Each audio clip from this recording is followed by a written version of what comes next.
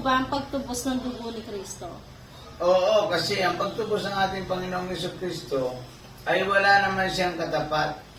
Kasi ang mga wala lang kasalanan, yun talaga ang tutubos sa tao. Kaya lang ang lahat ay nagkasala, kaya ang Panginoon ay walang kasalanan. Siya ang tumubos sa atin.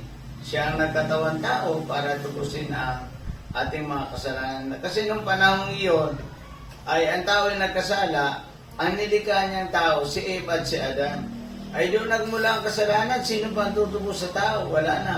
Dumami ang tao, ayaw sumampalataya sa Diyos. Naubos yun. Namatay sa baha. Kaya nung tayong lahat ay nagmula na kay Eva ay kay Noe.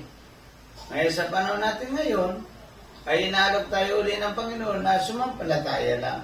Sa Kanya magsisi ng kasalanan, magbalik loob sa Diyos, at tanggapin si Jesus. Yun lang ang pinapagawa sa atin. Kasi ang kaligtasan ay tinapos na ng Panginoon.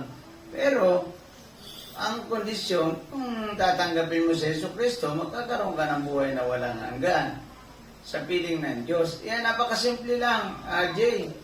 Kaya lang, desisyon na mong maigi kasi kapag ikaw ay kinuha na ng Diyos ang buhay at ikaw ay pumasok sa impyerno, hindi mo ako masisisi sapagkat ipinaliwanag ko na sa iyo na kailangan mong sumuko ng buhay sa Diyos.